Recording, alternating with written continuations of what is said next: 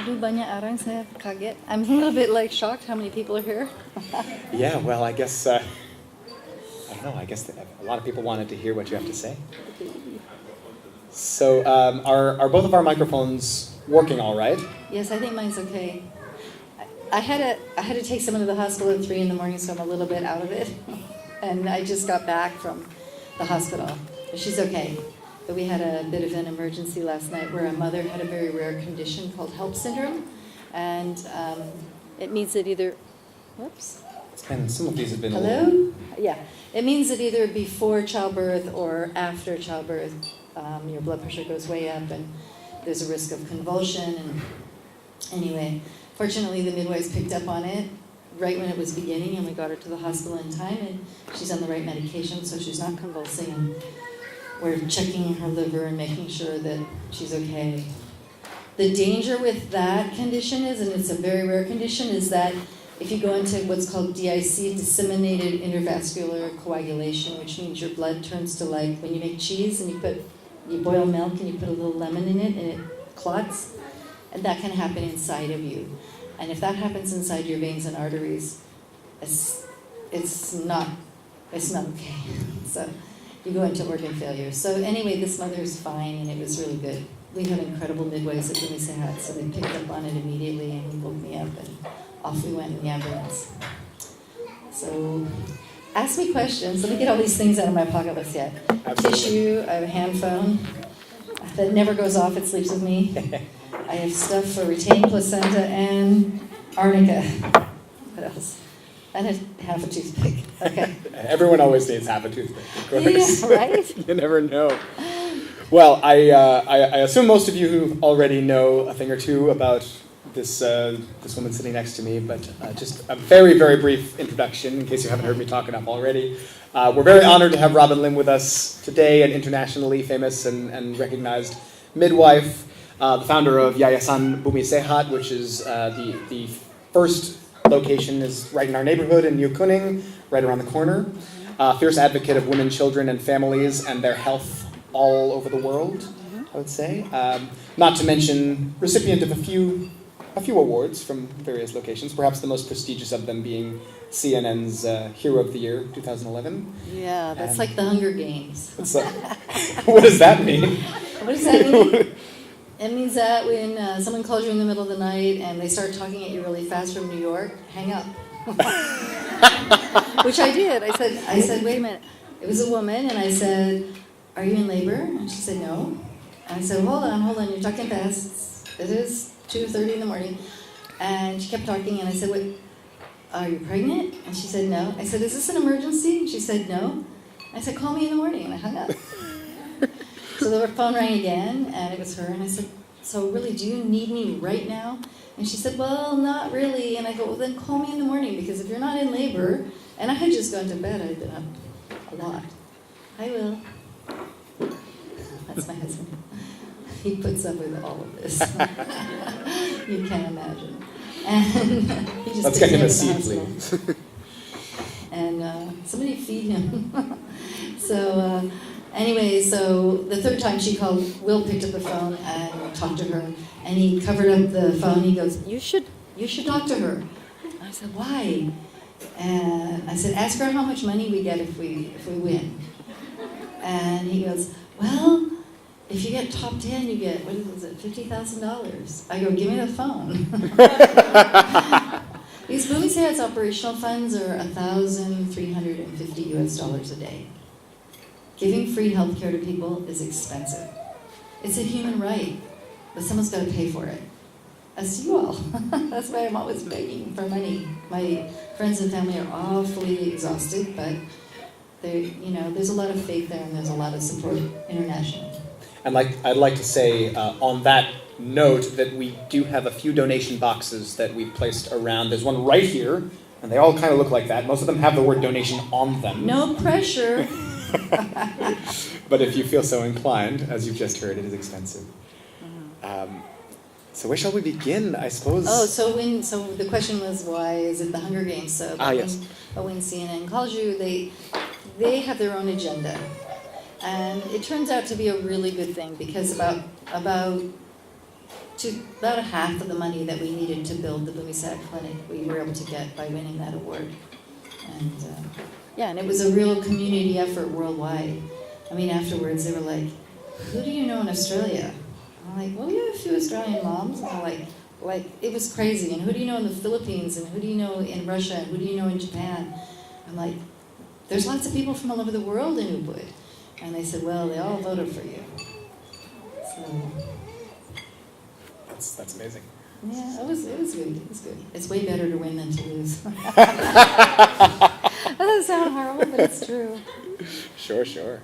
Thanks for bringing the children and the babies. I have a rule: I don't speak in places where children are not welcome. Yeah. We certainly welcome them here. I'm also happy to see so many. Why don't we start with your childhood and My childhood. the beginning, whatever. Well, I just want to say breastfeeding is a superpower. I think it's way more important than jumping off buildings and flying. You know, it is a superpower. So just let's all breastfeed. So what my childhood? I was an Army brat. My mom is Filipino. Actually, we did her DNA not too long ago, and it's pretty interesting. She has 2 living first cousins that are Maoris. We didn't know that. She did find out that her father's not her father. That's kind of hard when you're 85, right? Oh dear. And you're Catholic. God, we should have brought her. Couldn't have talked. Couldn't have said anything. In fact, I wrote a novel about 6th generation of the women in my mother's family called Butterfly People. And it's required reading in some universities and high schools in the Philippines. My mother says rosaries every day so people won't read it, because it has too many family secrets in it. But she's really a character. Y'all have seen her around. She's just really good. She's an awesome person, and she lives here now with us. She had a stroke last year and has had a complete recovery thanks to the acupuncture team at Bumi Sehat. And also our allopathic physicians were there right at the house worrying over her and saying, "What should we do?" And the acupuncturists were sticking needles in her and saying, "This is what we do to her." And she's actually doing really good. And then Chuck Today, everybody knows Chuck Today? He's awesome. Anyway, Chuck Today recommended a homeopathic for her. In 1 dose, completely cured her dementia. Yeah, she had photophobia, meaning that every single night she would go crazy trying to turn off every light. She asked me to turn the sun down. She could not stand light, and he just nailed it. 1 dose of 1 homeopathic medicine. So he's awesome. And so my mom's 85. She's Filipino and a lot of other things. And my father is American, like a Swedish, Irish mix of craziness. And he died quite a long time ago. But he was a great big redhead. Evidence is that my youngest son, Hanuman, has really red hair. Which was a shock if you saw my other kids. Nothing against red hair. When you have a baby with red hair, you'll love them. And he's a dive instructor in Gili Ayer and an EMT. So if you end up getting medevaced out of here and you're going to the United States, you'll probably be with him. Okay. Don't do that. Fair enough. So you were an Army brat, so that means you were living in a lot of different places. Yeah. I was actually born in the desert in Arizona because my grandmother wrote to her congressman and asked that they not allow me to be born. At the time, my parents were living in Okinawa. So they'd gone from the Philippines to Okinawa. Actually, their wedding was not allowed to take place because I was born in 1956. In 1954, you couldn't marry an Asian as a military person with a U.S. passport. You had to get permission, and they wouldn't give you permission. I don't know if y'all know the story of Sayonara, James Reachner. It's a fabulous film it was made into, but it was about American servicemen trying to marry a Japanese woman, and they were not given permission, and so they committed suicide. But it didn't happen to my parents. My father did get permission, but my grandmother tried to stop the wedding, so they had to wait more than a year, because she wrote a letter saying, "I don't want any red-headed, slanty-eyed grandchildren." Which, when my uncle saw my red-headed son, he was like, "Yes." So, anyway, my parents finally did get married, and they were the first mixed marriage up in the mountains in Baguio City. So, we specialize in Champur children at Bumi Sehat, apparently. Champur is mixed, if anyone's not in the Indonesian slang yet. Was that true of just intermarriages with Asians, or was that any foreigner if you're a military from the U.S. abroad? Specifically Asians. Really? If you were in the U.S. military, you were not permitted to just marry an Asian. That's changed, of course. Seems that way. People aren't asking permission anymore. And so you were born in Arizona? Yes, because they got them out of Asia because they were in Okinawa and they went to Arizona where there wasn't a leaf on a tree, there was no trees. They were in a part of Arizona where they were doing nuclear testing and such. And so I think my mother still remembers seeing a desert flower, and she, got out of the old Rambler and broken down old Rambler and got on her knees and cried because she came from such a beautiful mountain city. Baguio City in the mountains in the Philippines is really a gorgeous place, especially in those days, before they started building shopping malls and cutting down trees. And so then how does that come into you becoming a midwife? Where does your... Hard to say. I mean, I know my mother has asked my daughters to never tell her friends that I wrote a book about placentas, because that's super embarrassing to her. Actually, it's so much fun for me how upsetting my whole profession is to her, and how equally as upsetting it is and uncomfortable for her, she's super proud too. She loves to go to the clinic. She goes for weekly acupuncture now to maintain and keep her blood pressure low and to stay stabilized so she doesn't have another stroke. But she doesn't want to take up space because there's so many patients for acupuncture. I don't know if you've been there sometimes when it's crazy. And then, but the acupuncturist kind of knows her psychology because she's a super beautiful woman. My mom was like Miss Baguio back in the day, like 1928 or something. Anyway, she's super beautiful, and the Imelda Marcos thing, when I was little, I couldn't believe how many shoes she had. As a result, I own one pair of shoes. It's like, I do not want to wear shoes. But anyway, she's super beautiful and super conscious of maintaining herself, and her grace is impeccable. And so the acupuncturist at Bumi Sehat told her, well, it's not about your health. We're not asking you to come back every week for health reasons. It's that we're doing acupuncture facelift on you every week. And she's like, oh, okay, I'm coming on time. So they put a couple needles in her, in her forehead and her cheeks, and she's like, see, I'm getting my facelift. So she's really amazing. She's very sweet, and she's fun. This is interesting because for example, in the movie about you, Gorilla Midwife, and in some of the other materials I've read, you talk a lot about your grandmother's profession as a midwife. Yes, my grandmother was a hilot, which is a dukun bayi. Dukun bayi means, I guess, baby catcher in a traditional way. Someone whose knowledge and ilmu is the sort of the skill in your hands, plus the spiritual authority.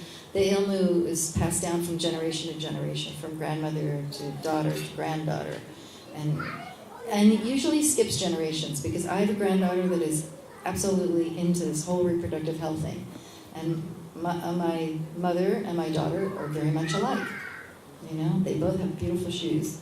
And they're both beautiful women. Super conscious too, so I don't know. But it does skip generations, I believe. So unfortunately, in places like Aceh, where we have one of our clinics, the unbroken line of traditional birth attendants of Dukun Bayi has stopped. And some of the Dukun Bayi were able to send their granddaughters to school to be midwives. But to become a midwife in this country costs more than it does in Holland, for example, or Australia. Yeah, and there aren't social programs really, except Bumi Sehat. So, for example, we've already made more like 40 now nurses, midwives, and teachers. If a young girl has a dream and she can test into a program, just because her family's indigent doesn't mean she shouldn't get an education. So we go around nagging our donors. And I was just in Australia for a week nagging donors to support students so that they could give back. All of the midwives that we've educated and the nurses and the teachers are giving back in their own communities, or they're working for Bumi Sehat.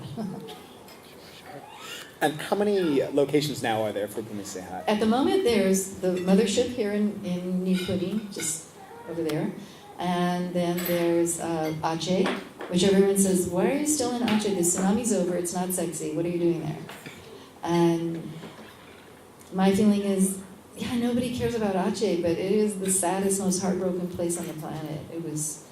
The military told us that the government statistics of 265,000 people being souls separated from their bodies in that day, which was the 26th of December 2004. But that was the 265,000 people. They say, no, that's not possible because we bulldozed 400,000 people in our area near Malabo where it was hardest hit. And worldwide, there's just no way to know how many people perished on that day. But for people who lost all their children and grandparents who were left with one grandchild and the entire rest of the extended family were gone, for people with leprosy who have never been able to get well, the tsunami is never over. So we do have a clinic, and it's not only a place where you can go and get medical help, it's a place where you can go in the middle of the night and so people give you a cup of tea and a cookie. And you can talk about what you're feeling. It's that one place. We also were able to get, a 120-meter well dug. Is this weird? It must be astrological because we were trying to get well diggers in Aceh, and then my son Thor, he met Medicine Sans Frontiers people, and then they introduced him to these guys called Solidaritas. Solidaritas is an NGO from France. They're on horseback, and they were there in the tsunami zone. They're crazy French cowboys. And they're like, we heard about your mom. Does she need a well? And he's like, yeah, water is our biggest issue. We were having water delivered by trucks coming over the mountain. It was terrible. And anyway, and all the wells at that time were being pumped by the Spanish Red Cross. They were trying to get the salt water out of them. But what they found is after the tsunami, the other thing that was happening, even when they got the salt water out of the wells, was that there was naturally occurring arsenic in the wells. So people couldn't use their wells anymore. So they had to dig a really deep well somewhere where water could be provided for communities and schools and the clinic. And so these guys brought in equipment, literally brought it in from France.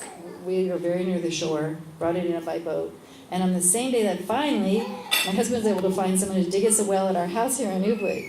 And the same day, like the same hour, they started digging 2 wells. That must be astrologically.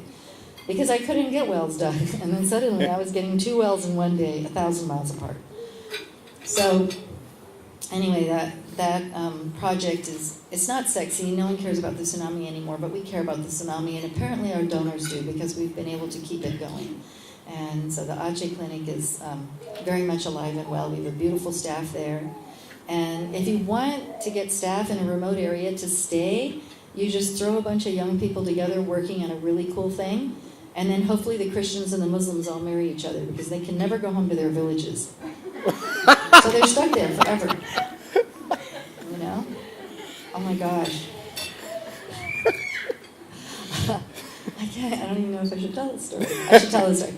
Okay, so the head of our village who got made, he's like the James Dean of Aceh, he got made head of his village because everybody else was dead. Where we are, 70% of our citizens died. The village next door lost 90%, the village on the other side lost 30%. And so this guy Chitratman calls me up one day, and we're about a year and a half after the tsunami, and he says, you need to come now to Aceh, now. And I said, I'm coming in 2 weeks. And I was spending more time there than I was at home. And it was pretty intense. I mean, you all know Oded. Oded did miraculous things. Hi, sweetie. I mean, a lot of people from Ubud, not only the people that went there, Petra, who steered the whole circus from her office, from her cup of coffee, her cigarette, and her hand phone and her computer. Almost killed herself doing it, but she's here still. Anyway, so we had this crazy teams from Ubud going out, and the hub of it was the Ubud and the Bumi Sehat Clinic, which started out a tent. Actually, it wasn't even a tent. We didn't have a tent. We had a blue tarp and some bamboo that we cut down. And so Chitratman says to me, you need to come now. So I went. And what it was we had a guy who was about to become a priest. He was about to take his final vows, Catholic priest from Medan, and he'd been working there for several months. And we had our bookkeeper. Now, our bookkeeper right after the tsunami had been raped, but she wouldn't tell anybody. because it's Sharia law, and she was pregnant. And she, of course, didn't even notice that until she was 5 or 6 months along. I was actually sleeping on a yoga mat beside her, and it took me a few months to realize. And then it was like, I didn't want to upset her, so I was like, when do I talk to her about this? And I finally had to confront her and say, look, you're pregnant. So what we did when we found out she was pregnant, because she would be stoned to death. And so a guy named Ade from Egypt, Ade's still around, he's a really amazing guy. He's like a Balinese lawyer. What is he? He's a crazy radical.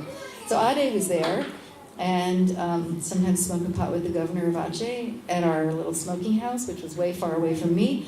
But so Ade, no one else was allowed to do that but Ade.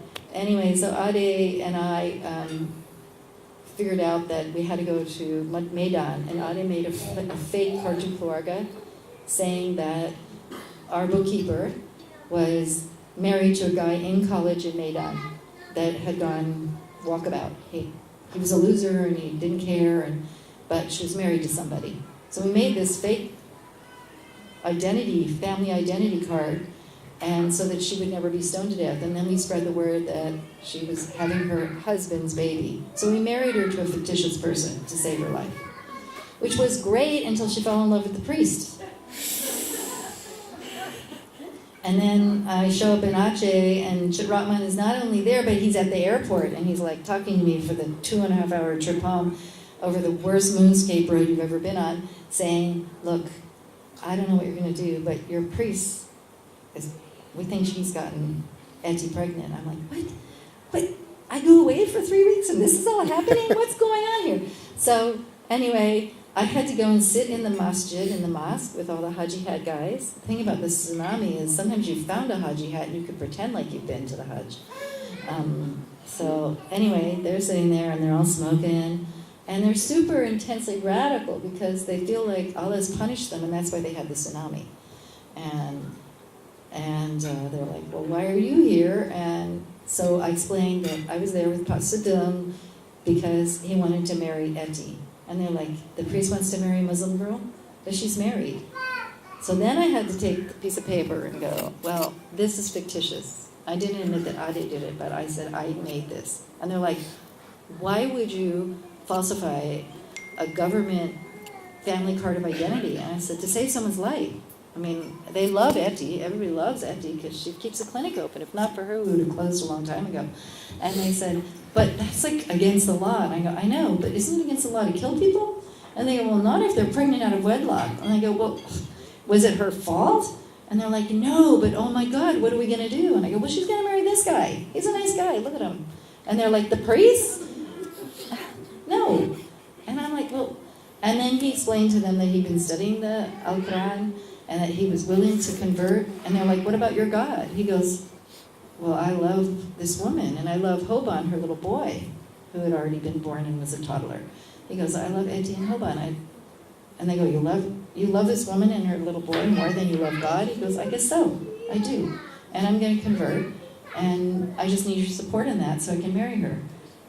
And they're like I don't even know what they were saying because it was really loud and it was in Bahasa Aceh. And finally, one of the younger guys yells out, well, we're going to burn down the clinic then. I said, good. And I asked someone if they had 1,000 rupees, and they gave it to me, and I threw it down. I said, here you go. Please use that to buy the matches because my life will be so much easier. Give me a break. Go ahead, burn the clinic down. If you don't need the clinic, burn it down. And they were like, oh my God. Okay. I'm like, come on, somebody go buy the matches. Let's do this. Let's just get everybody out of the building so nobody dies.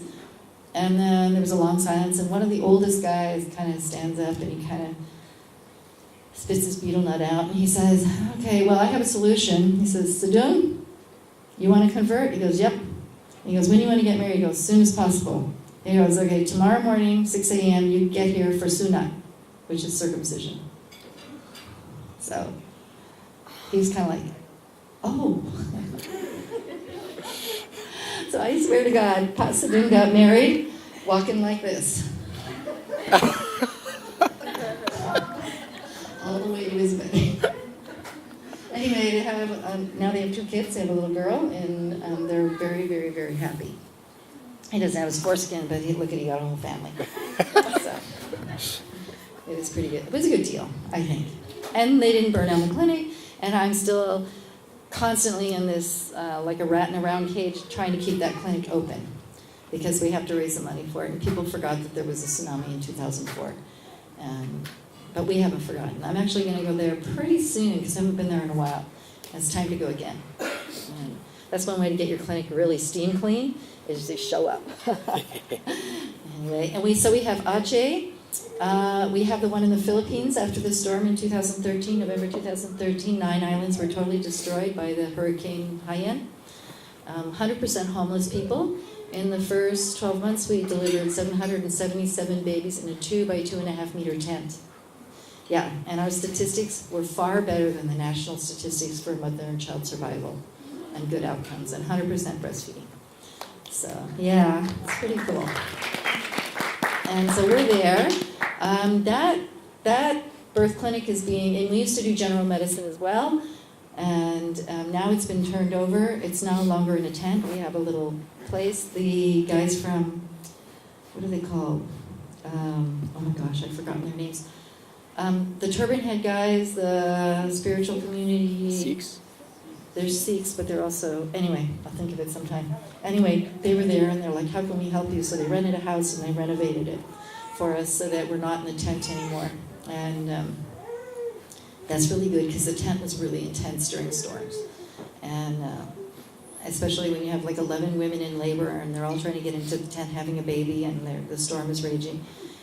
Hi. So the Philippines, we're turning that over to the midwives that have been working it. So it's an independent business because I don't have to raise money for it anymore because we've convinced the Filipino government to pay for each birth. So it's actually self-supporting by the government. It's a lot of paperwork, but it's so worth it. And we can't get that here because your average midwife here, if she does all the government paperwork for BPJS, will get paid about $30 for a birth. Whereas over there, we get $250 from the government. And it's enough. It's enough to keep operational funds going. So then we have the one in the Philippines, and now we have 2 hectares of land in Palawan. Does anyone know where Palawan is? It's beautiful. Palawan's like Bali 80 years ago. And Palawan is, it's right on the sea that is the western frontier of central Philippines. Do not call that the China Sea, the South China Sea. It is the Philippine Sea. And so that sea has lots of little islands, and those little islands get captured by the Chinese and the people get enslaved. And also it's been fished out, so the people are starving there. And so the military, who works really closely with us, it's funny, in the Philippines, if you need something done, I call up the colonel, and I say, we need a new roof. And they send me 7 soldiers and let them work for 7 weeks, and they pay for everything. And we just feed them and are nice to them and let them take selfies with our babies for their wives. So it's really different relationship with the military there than the military here. In the Philippines, the indigenous mothers gave us 2 hectares of land so that we would build in Palawan. So that's fair enough. Then my rule became, okay, if you really want a chabang or a branch of Bumi Sehat in your community, then we need a commitment. And then, of course, the people in Sentani, Papua heard about that and went, oh, all you got to do is give land? Let's give land. And I was like, oh, no. So now we have another clinic in Sentani, Papua that's a birth center that is about to open, except our executive director is at my house right now. She's doing some intensive training and she's about to have her 4th baby. But in Papua, the schools of medicine, because the people there are black and have kinky hair, the schools of medicine send their student surgeons to Papua to do the surgeries there because they can practice on people because they're black. So, women come in labor and they end up with a cesarean even if it's their 9th baby and they don't need it because someone's got to practice. So it's a really bad human rights issue in Papua, and it's a really sad situation. And there's so much need there. So our friend Raquel and Ronald, they're Papuan and had their first baby there and had a cesarean that they did not need. They came to Bumi Sehat for their 2nd baby and had a great big 4-kilo baby normally and beautifully. And then they had another baby that was like way more than 4 kilos, so they're about to have another one. And we make a little film, we make these little films every once in a while called Suara Ibu, Voice of the Mother, one voice, many mothers. And we just put the camera on the mothers. I don't know if any of you know Nadia Astari. She's a gifted young filmmaker here. She's Javanese. Actually, she has a baby who's about 6 months old now. Anyway, a Bumi Sehat baby. But she's a gifted young filmmaker, and so I'll say to her, well, I've got this mom that has something to say, and Nadia will show up with her camera, and the next day she's showing me a film. And the next day it's got subtitles, and she's been up all night with my daughter, and they make these beautiful films, except that every time I put it up on the internet, I get in trouble because I'm not supposed to let people know that there's human rights in reproductive health, especially for women. So Department of Justice doesn't like our little films. But once in a while we throw them up. And Rachel from Papua had made a little film. And at the end, she broke into English and she said, can you help me? I need money to make a branch of Bumi Sehat in Papua. The mothers in Papua need your help. And one man who was a widower from Japan saw that film. Y'all know Tomo and Asuka from Earth Company, and Tomo's part of Copernic. Very amazing family. Anyway, they showed that film to a Japanese widower whose wife, in her dying breath, said, take my money and help mothers and babies, because she herself couldn't have children. And she died very young. She was in her 40s. She died of cancer. And she said, I need you to help mothers and babies. And so he saw the film and went, okay, that's it. So he paid for the building of the whole clinic. The land was donated, and now we don't have any furnishings, but the license is about to happen. So that's happening. So we have Aceh, Bali, Sentani, Papua. So Bali's right in the middle of Indonesia. What is this, the 4th largest country in the world? Or yeah. And all the way over there on the west coast is Sentani, Papua, and all the way in the east, is that correct? East is Aceh. West is Aceh, east is Sentani. Yeah. So if you take the map of Indonesia and you space them as inconveniently and far apart as possible, that's where the 3 Bumi Sehat clinics are. And then the one in the Philippines, and then there's one more going to open, hopefully this year. And we have some of the funding to get a clinic built. We're working on the one in Palawan. How does the first one here, can you tell us the story of how it all started with the clinic here in Bali? How does it start? Well, I came to Bali and got pregnant right away. And I started to look for, because I had midwives with all my other babies, I started to look for help in midwives, so I got to know midwives. And I was saying things to them like, why are you all reusing your needles? And they're like, well, we don't have money for needles. I'm like, yeah, but you can't be sticking one patient and then the other. And I said, well, we're rinsing it off. And the tables on those horrible OB tables and the little legs here, they'd check somebody, and then they'd wash their hands with the gloves on, and they'd take them off carefully and dry them up right there, and then use them. And I was like, this is not hygienic. And I even saw worse things that I don't even want to talk about. So, and I started helping midwives. I was pregnant, I started helping midwives who were doing births, and they would call me up, and we got the second phone in New Kuning, and they call me up in the middle of the night and say, come on over, I need help. And wonderful women, but there was a real problem with hygiene, and then I started to find out that every family that I met, every family compound, had women that were missing. Most of them were my age or a little older. There was a whole generation of missing women, because the leading cause of death in Bali in the 80s was hemorrhage after childbirth, which is preventable. And you should probably know that right now on Earth today, 830 mothers or more will die just having a baby. Not old people, not sick people. People in the prime of their life just having a baby are dying. And, we would have had a death today if my midwives weren't right on top of it and noticed that mother was going into, a serious condition.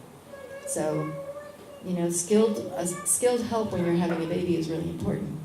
But why are women dying and then other women are just having their babies and it's no big deal? And it's a beautiful, wonderful experience. And most of that is poverty. When you're malnourished, your chances of dying are much increased. Indonesia is still losing at least a mother every hour, at least, and so it's a serious thing. And we've done our part to restore not only safety, because it's not enough to have a safe birth, but a respectful birth, a birth where you are treated like a human being. And I will say that everywhere I've gone in the world, including the United States, since 1986, the United States has a climbing maternal mortality rate, and it's women of color. So why is it that women of color in the United States are dying at a faster rate than anyone? And why is it that the country that spends the most money on technology in childbirth is having such a big problem?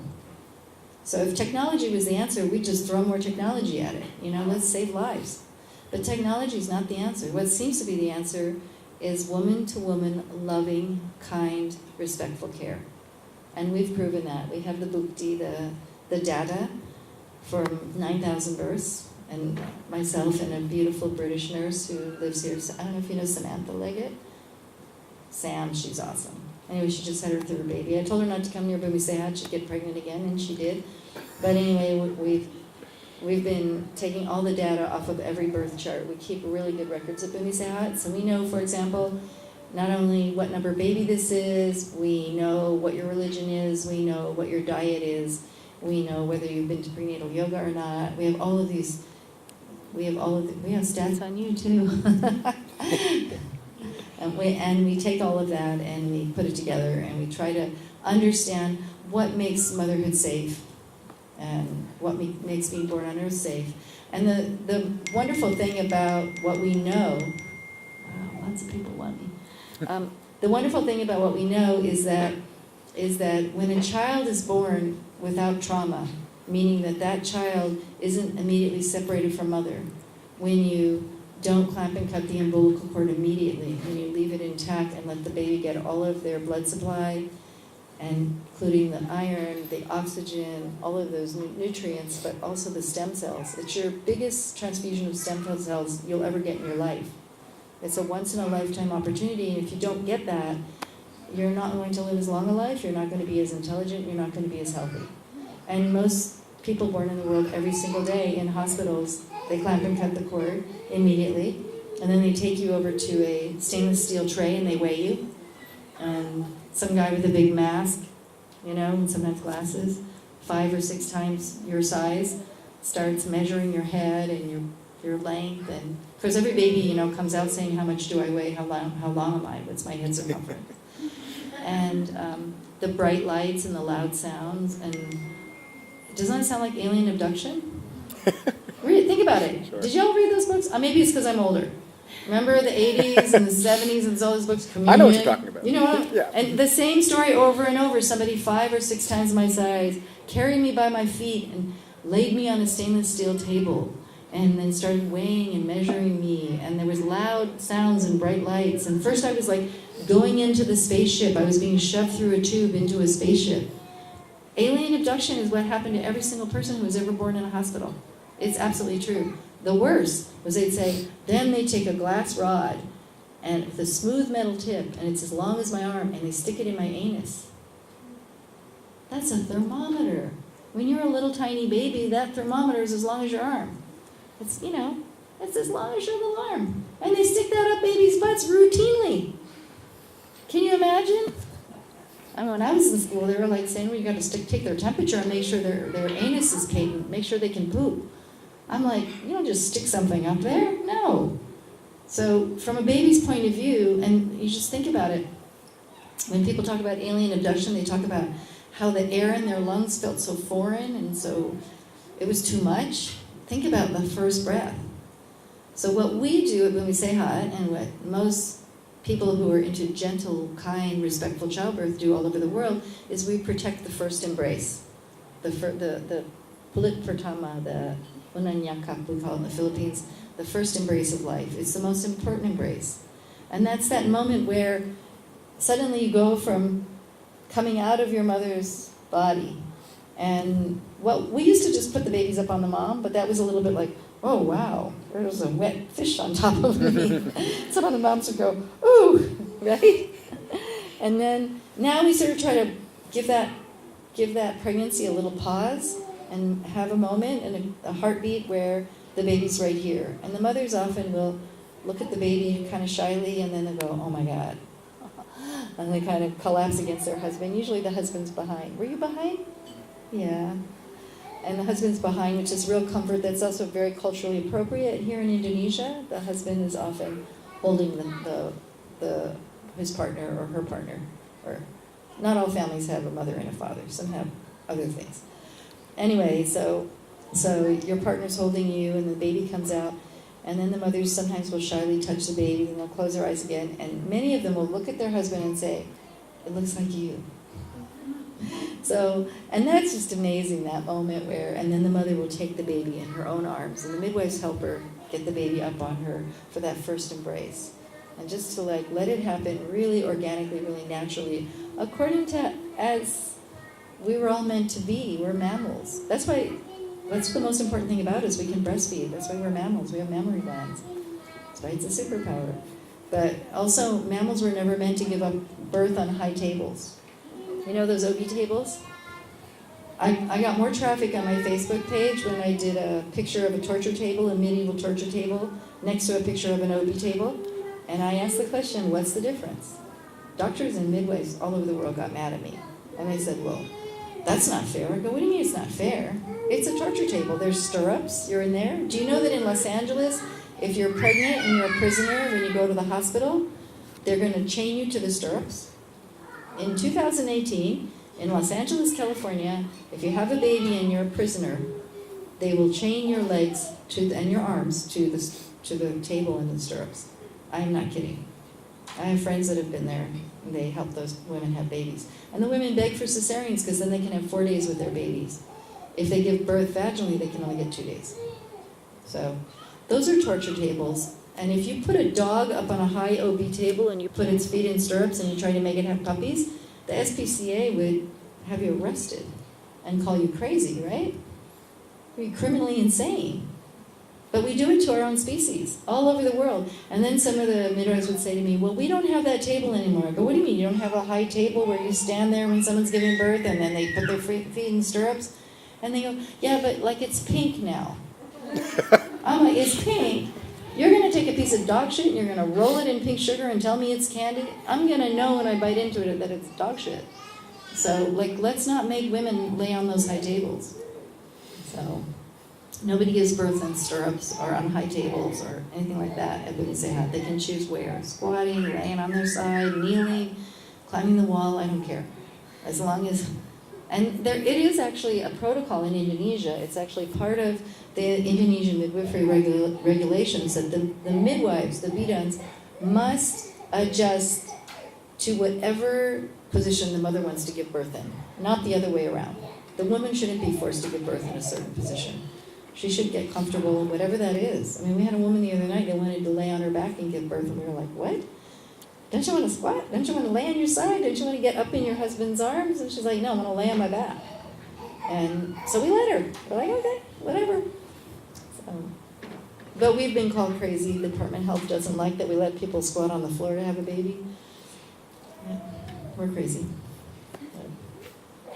I'm very curious, and this is a related subject, about this concept of culturally appropriate birth. I wonder if you could talk about that. And culturally safe birth. You have to feel culturally safe. For example, if you're Islam and you go to Bumi Sehat, when you want to pray, the midwives are offering you rugs. They're like, hey, here's rugs. We have a whole supply of prayer rugs for you. So no one feels shy. Everyone feels safe. There's a Hindu place to pray. When the babies are crowning, if they're Hindu, we sing Gayatri mantra, Om Bhur Bhuva Swaha. And we say Bismillah, Rahman, Rahim for our Muslim families. You guys got Gayatri mantra, didn't you? Yeah, some of the parents call us up and go, when this baby cries and I can't calm them down, we just sing the Gayatri mantra and they calm right down, because that's her birth song. But we only know one Christian song, and that's Amazing Grace. So we have a lot of Christian babies named Grace. It's to the point where the midwives go, shh, they're going to name that baby Grace again. And then, I guess we got to learn more Christian songs. We really do. And so, yeah, it's really nice to sing. We have a prayer in the Philippines. It's in Tagalog and it's a beautiful song that means, when you speak, I listen. That I see you, I appreciate you, I honor you. So we really try to, instead of yelling push and screaming it's a boy or it's a girl, we're singing.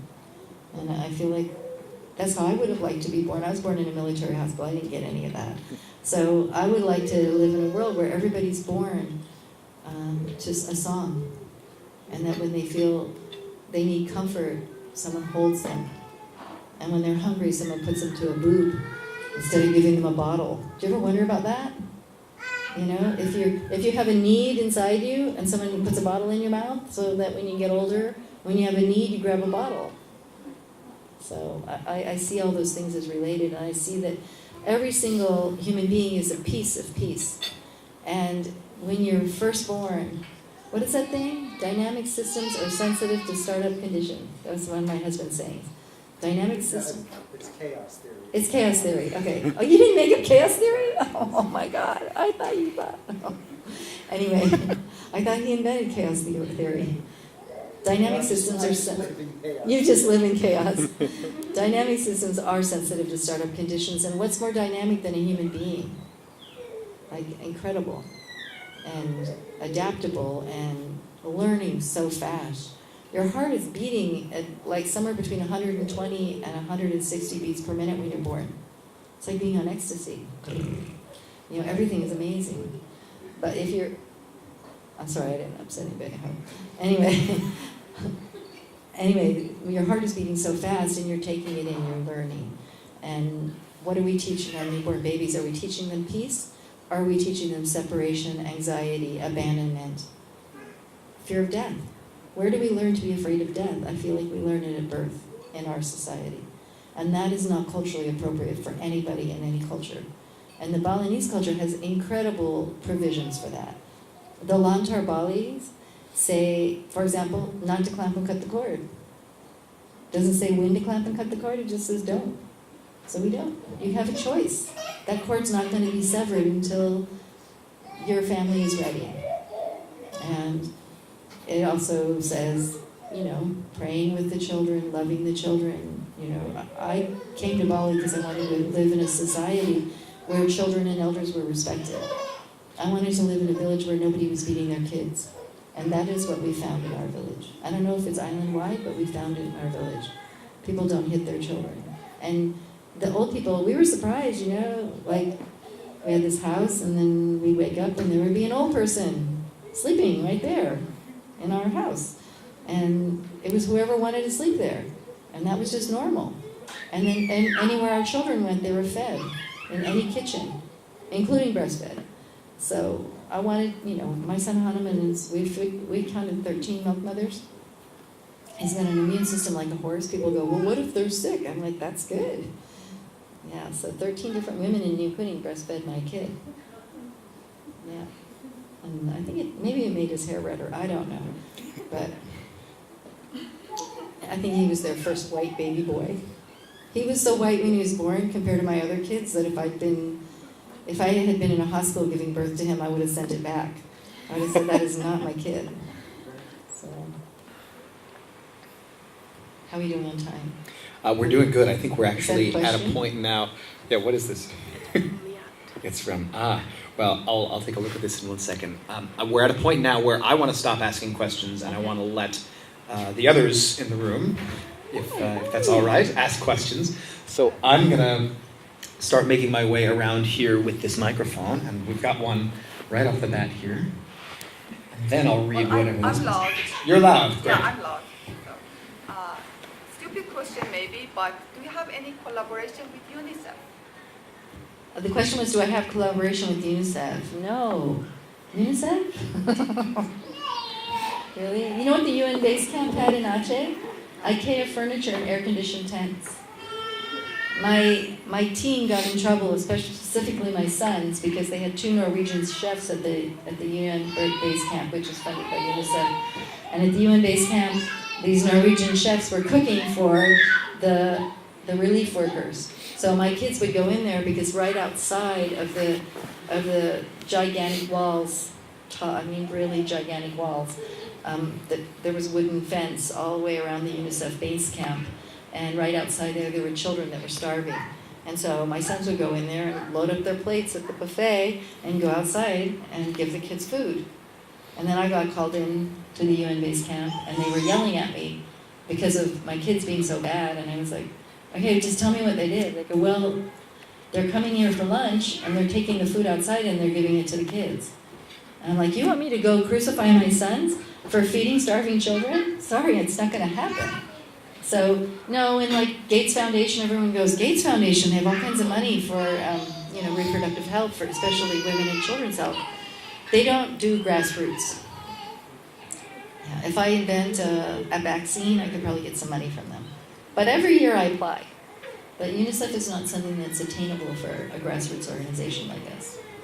But like I say, Gates Foundation, I apply every year, and every year they say, don't you want to invent something, like a new vaccine? We like you, but we're not going to fund you. So we're mostly just funded by really small, caring people. Who else might want to ask a question? Don't fight. Don't jump Do up. you want the microphone? Hi, Nevin. Sure. I'm really curious how you deal with the sleep deprivation from waking up every night to help women get Yeah, what pregnant. time did you all call me? That's kind of late. Yeah, well, how do y'all deal with sleep deprivation as parents? Right? You deal. Just do it. You just do it, right? And why do you do it? Because you love your baby, right? And that love keeps you going. I have a super supportive family, and I have an incredible team. And sometimes at 3 a.m, when there's already been 5 or 6 babies born and we're really exhausted, and some of the midwives are kind of looking at that midwife's bed in the midwife's room that almost never gets slept on, and then another motorcycle pulls up and it's somebody else in labor, we look at each other and we're like, wow, we love you. and that love really, oxytocin's amazing. Look at each other and say, I love you. Love you. Come on, don't be scared. Love you. Look in each other's eyes. I love you. I love you. Do it. Come on, this is a sleepy crowd. I love you. Y'all can do better than that. See, now you're not bored. Just share a little oxytocin. It's amazing. And think about that. Midwives are in it all the time. And we're working with our best friends. As we're so in love with each other, the midwives. Because we're incredible, aren't we? Like, we're just, like, those women are amazing. They're funny. We had a midwife in the Philippines who showed up to the tent to deliver babies. She had 6 children. She looked like a supermodel. She had this pink lipstick, eye makeup, and I'm like, Lorena, we are delivering babies in a tent. You know, I look like the dog brought me in. I'm sleeping in a tent, and the floor is wet. And if I'm sleeping, and I'm like, how do you get it together and look like that? Like, you look like $1 million. She goes, because when I'm ready to go on my shift, I think about the mothers I'm going to look after and I'm going to help. And I want to look beautiful for them. I don't care about looking beautiful for a man. My husband's a loser. But I want to, it's true. Sorry. I love men, but her husband was a loser. Anyway, her kids were awesome though. And so she said, this pink lipstick makes the women that I'm caring for know that I care and I love them. And it was true. All the women felt super loved by Lorena because she dressed up for them. So, I mean, we got Ibu Gungmas, she's 69. She looks 27. It's oxytocin. She's awesome. And her husband shows up to pick her up, and he's like so happy. We're like, your boyfriend's here, go for your honeymoon. It's like the oxytocin is what keeps us going, for sure. And we're a little crazy. I mean, I'm pretty sleep deprived right now. On the subject of sleep deprivation, I actually so this here was a message from the owner of Paradiso, this beautiful institution we're all in right now, from Liat Salomon, who insisted that I mention her by name and thank you on her behalf because Ibu Robin was at the birth of her son Matan, who is now 8 years old, and according to this story, you had been up since 4 a.m. and showed right up at her door at 8 a.m. that same day to help deliver Matan. So Yeah. she wanted to thank you. Do you remember Ibu Serena? She used to make colloidal silver. She's now passed away. She had cancer. Her friend Ibu Serena showed up on one of those giant bikes, like motorcycles, and she lives in like Seminyak or way over there. Liat is in Seminyak. Liat's in Seminyak, which is pretty far from Niukuni. And Liat went into labor, and here comes, and I was like, okay, I gotta go, thinking I'm gonna get my husband to drive me over to Seminyak. But you know what the traffic's like? It's rush hour. Well, Serena showed up, and she's like, get on the back. I borrowed him a helmet, and we flew through every red light, green light, whatever. And yeah, she had a beautiful bird, beautiful baby boy. Yeah. Who is now a beautiful 8-year-old. Yes, another question. It has not been 8 years, really? He's 8 years old. God, that was 2 years ago. That's okay. I was just wondering, I have a friend who is pregnant. It's her first pregnancy. She's absolutely terrified. Do you have lots of resources or anything online? Like, would I be able to share things with her? Where does she live? The question was, she has a friend that's terrified and is pregnant with her first baby. Does she live here? No, she's in Australia, but she's Canadian, so she'll have it in Australia. Okay, so there's a website called Awakening Birth. I don't know if it's .org or .com. Just Google Awakening Birth. And the farm midwives in Tennessee, you've probably heard of Ina May, spiritual midwifery. And one of the Tennessee midwives, Deborah Flowers, and I have built a website called Awakening Birth. And there's resources on there. We try to really answer those frequently asked questions. You know, like what prenatal tests are really valid and what are just not needed. And like, what is the difference between prenatal care and prenatal scare? You get a lot of that prenatal scare, right? She just saw a doctor and she said it wasn't helpful at all. She saw a doctor and it wasn't helpful? Yeah. I'm sorry for that. What was the spiritual thing that you just mentioned? Spiritual Midwifery. It's a beautiful book by Ina May Gaskin. And like every used bookstore has a copy because they've sold a zillion copies of this book. It is so amazing.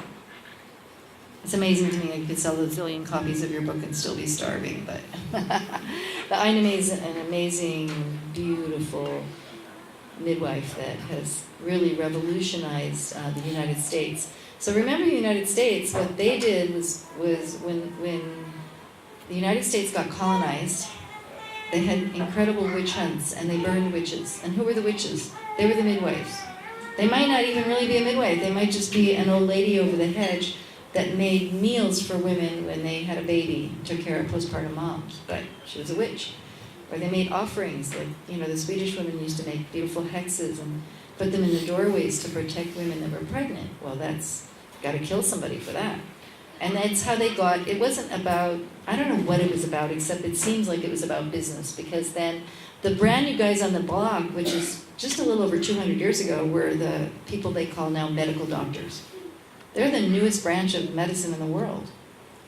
And how did they get so popular? How did they take over? They took over by killing women who were healers, by killing men who were healers, by getting a monopoly on caring for people in that way. And what they got was incredible, incredible information about the human body. But how did they do it? They actually did it by cutting up human bodies. Often the living bodies of women of color. So if you look at the history of modern medicine, just that alone, the history, who wants to participate in that religion? Not me. And so midwifery in the United States was gone, dead. Basically, almost nobody was being delivered into this world with a midwife. And Ina May Gaskin really changed that. So a doula is it's a Greek word. It means mothering the mother, someone who mothers the mother. And a doula it's kind of an awakened profession now. It's something we always had before. We used to have grandmothers and aunties and sisters who would take care of us. And now we live so isolated. I mean, most of the Balinese have better resources than us with that, although that's changing too with modern times. But I noticed that, you know, in the so-called civilized societies, there's no one after you have a baby. And sometimes during pregnancy, there's no one to ask those questions to. You might email a friend. But who do you get information from? Who takes care of you? Who cooks you meals, not just once, but many times? And make sure that those meals are not only healthy, but nourishing and take care of your body in the ways that bring your milk in and help you to get the wind in your body to settle down after childbirth, things like that. So a doula is someone who does all those things and rubs your back during labor, helps you find the information you need when you're pregnant, and the postpartum doula will take care of you afterwards. They're not medical professionals, so their scope of practice is limited to caring, loving, supporting, continuous care, especially during labor and birth. So they'll be there. And midwives they're medical professionals. Sometimes they're nurses, sometimes they're not, but midwives, we actually know how to cope with medical emergencies. We like to be as hands-off as possible and only do things if necessary, because the fewer interventions that you make during any kind of a childbirth situation, the better the outcome will be in terms of the mother and baby and family bonding. I love it when we do nothing. We don't even, like a vaginal exam, what's that, sticking your hand inside a woman's vagina. Sometimes the woman wants to know, or sometimes we need to know. But oftentimes it's just ridiculous. Like a lot of times the midwives will say, oh, this mother over here, she wants another vaginal exam, but we did one 2 hours ago. We don't want to do another one. I'm like, then just talk her out of it, And sometimes mothers, like for example, women who've had sexual abuse issues, you don't want to be sticking your hand in there. That's going to really trigger them. You want to really support them in having whatever boundaries they need and whatever lack of boundaries, lots of hugs, lots of back rubs. Sometimes it just means running upstairs and getting toothbrushes for everyone in the family. You'd be surprised how many people will say to you, oh yeah, our whole family's been sharing a toothbrush for 3 years. Thank you. Because we don't just get a toothbrush for the new mom, we get a toothbrush for everyone in the family and toothpaste. Because we have people trained to donate those things. Remembering that she might not have a towel. Don't just assume. Or if somebody needs to go to a doctor to get an ultrasound because there's a risk situation, we never assume that the woman actually has transportation to go to the doctor or money to pay for the doctor. We provide all those things if necessary. So, yeah, midwives are like medical professionals. When I was a younger midwife, I was like, oh, what is this doula thing? It seems pretty cool. And there was a beautiful study done where 7,000 births with doulas and 7,000 births without doulas were compared. And the women who had doulas actually had better experiences, far fewer cesareans, and the husbands said that just watching a woman take care of his wife, look after her during that very intense time, it's really rich with the oxytocin love hormone, but also the husband was afraid. But when he saw the doula taking care of his wife and rubbing her back, he learned from her how to take care of her better. And the wives reported their marriages and their relationships, their partnerships got better. So in theory, I thought this doula thing's pretty cool. I mean, here's a study of 7,000 doula births. But then when I was in Iowa and someone in the next state asked me to do their birth, and I got to meet them. They came to my house for prenatal care. I went to their house to do home visits. And this really wonderful young woman, she was having her first baby, and I agreed to be her midwife. So I show up in the middle of the night on a blizzardy night, and a woman opens the door, and she's like, hi, I'm the doula. We're in the same church. And I'm like, wow, a doula. Okay, cool. And I thought, that's a really neat thing. I've been wanting to work with doulas. And then the little devil on my left shoulder was like, oh yeah, she thinks she knows everything. She's going to take your shtick. You're the midwife. You're supposed to give the love and get the love. And the little angel on my right side is like, hey, shut up. This is cool. But then the little devil's like, you know that this is going to be an issue. And so, the doula's like, oh, she's this, she's that. I've got her doing this. And the little devil's going, right, lady. And so I kind of assess her, listen to the baby, everything's fine. And I say, look, you know what? We've got a while to go. This is a first-time mom. She's quite a few hours off from her birth. I could be wrong, but let's just get her to rest. Because, in the daytime, you want women up and active and moving and breathing.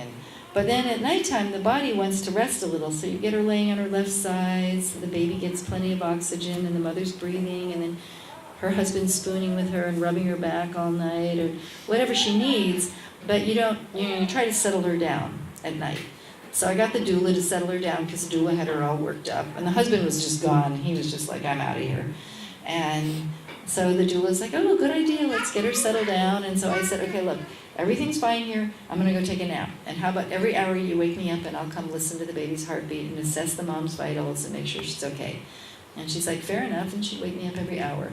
And then about 5 in the morning, she is like, Ibu Robin, wake up, wake up, wake up, wake up. And I'm like, what? She goes, I think she's having the baby now. And of course the little devil's like, oh my God. Not only is she a doula, she's a doctor.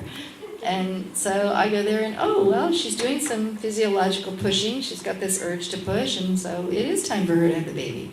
So she has the baby, she squats, she pushes out this gigantic Godzilla-sized baby, and she has a really pretty big tear.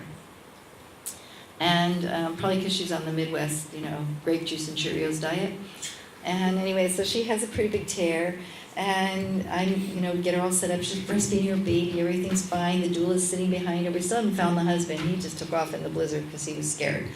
And so, I clean her all up, and I suture her, I numb her up, and I'm really good at sewing. You're going to tear, come to me. If you're going to tear all the way through, I can build a new butthole better than anybody that I know in obstetrics. I can. I'm not lying. I am. I hope it never happens to any of you, but I'm good at that. So, I have friends that are OBGYNs in New York City. They go like, and when I have my babies, I'm coming to you, because you're better at that than any OBGYN. I've had OBGYNs at the hospitals here go, oh my God, where'd you learn that?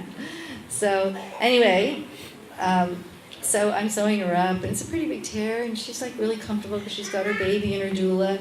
And then I'm feeling pretty good about myself, going, oh, I'm so good. And the little angel's going, see, the doula's really nice. It was a good birth. Isn't it wonderful? And the devil's like, all right, it was probably okay. And then, after I sew her up for an hour and get her all comfortable and, getting the underwear back on, I'm like, well, let's just leave it off. And she's like, no, I want my underwear. And you get her pad and her underwear. It's almost harder than getting the baby out, getting the underwear back on. So you get that all done, and she's all comfortable. And then she looks at her doula, and she goes, thank you. And the devil went crazy. Oh my God, she stole all the love. She took all the credit for this birth. And anyway, but it was good. And then 20 years after becoming a midwife, I became a doula. And do you know orgasmic birth, Deborah Pascali-Bonaro? If you don't know orgasmic birth, Google it. It's fun. She does a whole thing now.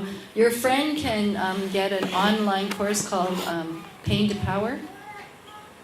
From Pain to Power, and all about pleasurable birth and all of that.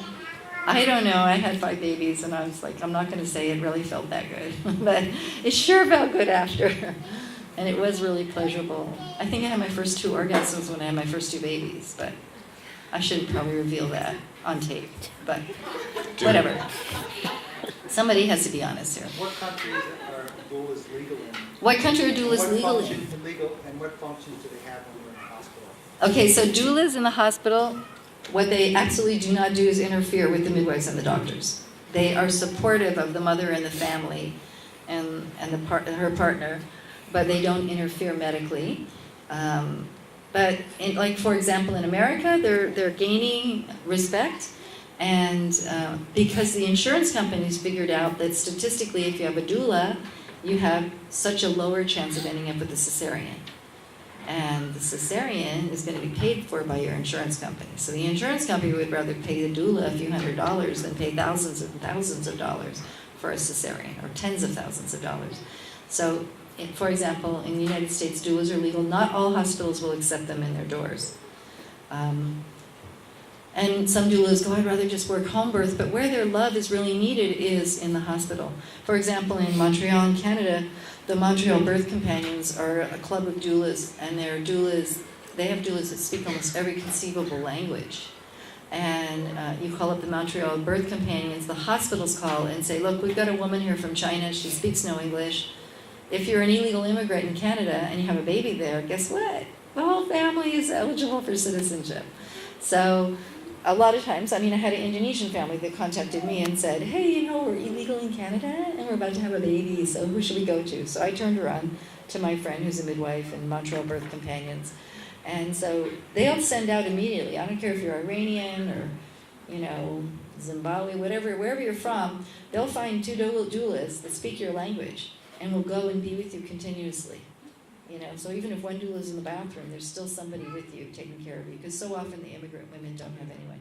And the Canadian hospital system loves doulas. you.